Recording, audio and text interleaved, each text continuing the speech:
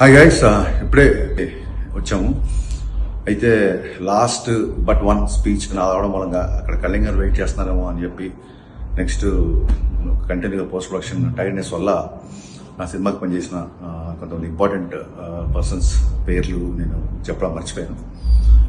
అందులో ముఖ్యంగా ఫస్ట్ చెప్పాల్సింది రాజీగన్న స్క్రిప్ట్ కూడా వినకుండా డైరెక్ట్గా సెట్లోకి వచ్చింది అని చెప్పాను మొన్న. అంటే she always wanted to work with Pawan Kalyan garu. మొత్తం క్యారెక్టరేషన్ స్టోరీ అంతా చెప్పిన తర్వాత అప్పుడు తను ఫస్ట్ షాట్కి వచ్చింది.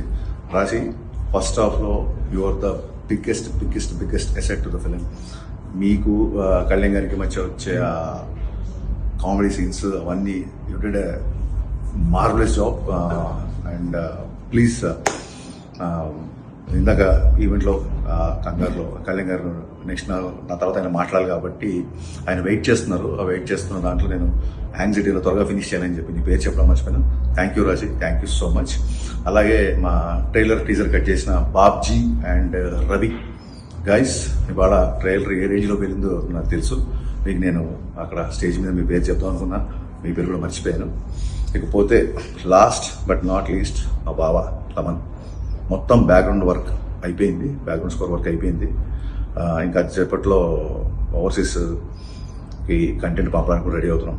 బావా, నీకు ఎన్ని థ్యాంక్స్ చెప్పినా తక్కువే నిజంగా. ఇదే కళ్యాణ్ గారు కూడా చెప్పాను, కళ్యాణ్ గారు నీ గురించి మాట్లాడారు. థ్యాంక్స్ అనేది చాలా చిన్న పదం అవుతుంది బాబా. నేను ఎలాంటి పరిస్థితుల్లో నీ దగ్గరకు వచ్చా నీకు తెలుసు. ఒక మ్యూజిక్ డైరెక్టర్గా కాకుండా నీ స్నేహితుడి నీ బావకి నువ్వు పెడుతున్న కష్టం, ఇచ్చిన టైంకి థ్యాంక్స్ సరిపోదు బావా. 2 చేతులెత్తి నీకు నేను నిజంగా మనస్ఫూర్తిగా కృతజ్ఞతలు చెప్పుకుంటున్నాను. గైస్, తమన్స్ బీజిఎం అంటే ఏంటో, ఎస్పెషల్లీ అది పవన్ కళ్యాణ్ గారికి కొట్టినప్పుడు ఎలా ఉంటుందో మీకు ఆల్రెడీ తెలుసు. ఈసారి తమన్ చేసే రచ్చ మామూలుగా ఉండదు. కుమ్మి కుమ్మి కుమ్మి కొట్టేసాడు. ఇంకా మీరు మన ట్రైలర్కి చూశారు అండ్ రేపు సినిమాలో చూస్తారు.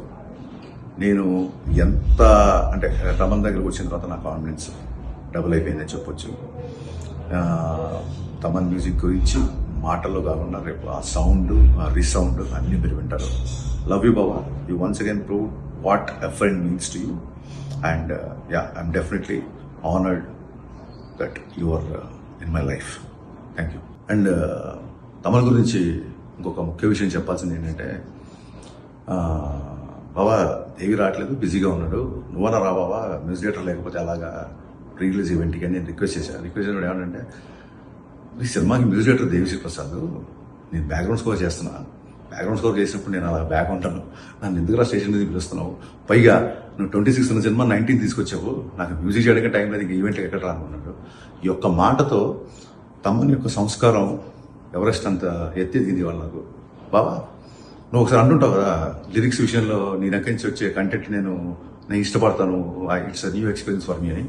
ఇవాళ బాబా నీ సంస్కారం నుంచి, నీ మాట నుంచి, నీ బిహేవియర్ నుంచి నేను కూడా చాలా నేర్చుకుంటున్నాను. హ్యాట్స్ ఆఫ్ బాబా.